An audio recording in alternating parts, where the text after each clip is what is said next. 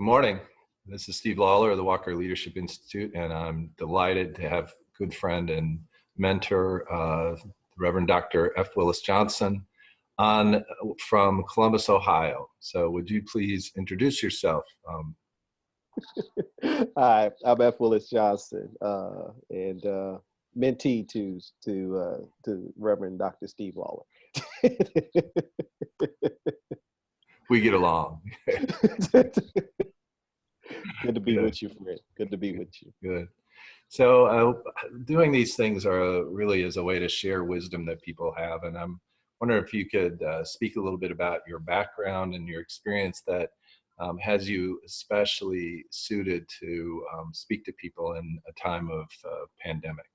Yeah, well, my technical distinction is that I'm a pastor, and I lead a congregation now in Columbus, Ohio. And then my other hats are probably best labeled as spiritual and social entrepreneur. So anything around teaching and engaging persons and communities to better understand how to live together, how to learn together, how to exhibit what I think are right and just and loving responses in the world, or is what preoccupies me most of my days.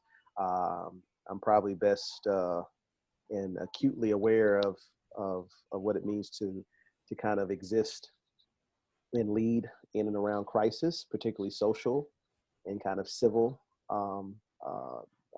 forms of crises. And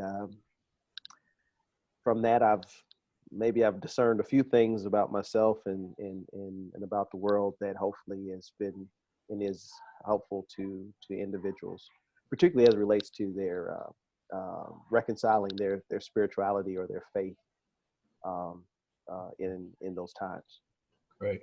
So what's a bit of wisdom or an insight or something that you would share with people who are watching this that they could use as they make their way through this time?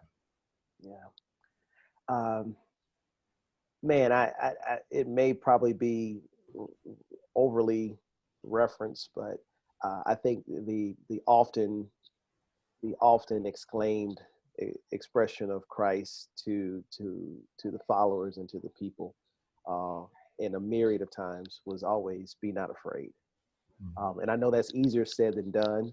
I've tried to coin my own expression of that, of reminding myself and others to always be encouraged, to be in process.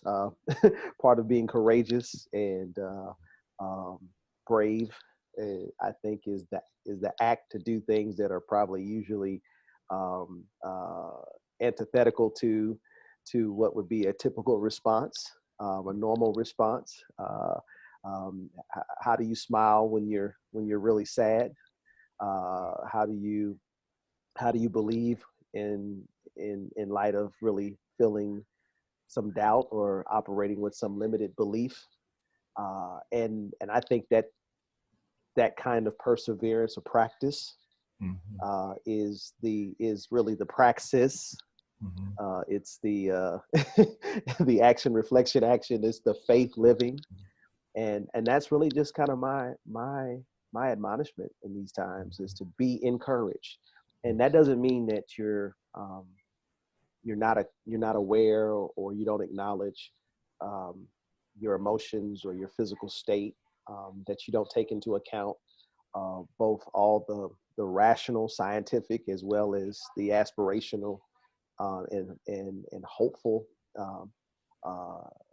things of a situation. It just, I think for me, and as I invite others, I think it just gives us the space to operate with all of that, but always still not laying or staying too long in that place, because we have promises. The universe promises us, and I believe the God of the universe also promises us so many things that we just need to keep reaching, keep striving, leaning into them, and we'll be all right. Yeah. And is there a kind of question or something that as you continue in your own walk and your leadership in this time, that comes to you again and again, some kind of generative question or perplexing question or compelling question? Um, yeah, it's it probably it echoes or shows itself in a couple of iterations, but I think you know the at the at the at the center of all of the interrogatives that I reflect on during the day, the inherent in it is, you know, what am I to become from this? Hmm. You know, Hmm. what am I? You know, some may say, okay, what am I supposed to learn from this? Hmm. Or you know, what's my purpose in this? Hmm. What's the purpose in this in this predicament, in this pain, or in this problem? But I've kind of held on to this idea and of what am I or what's supposed to become from this, Hmm. because for me in my tradition, um, we subscribe to an idea that all things are made new. And so in the life process, daily, seasonally, um, and even on into beyond this life, there is a sense of newness and a ever present process of, for me, of becoming. Hmm. All right.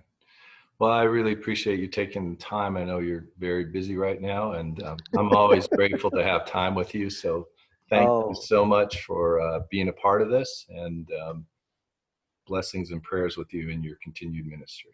thank you. Likewise, and same to you and your family, and to the community that you serve so diligently. We love you, brother.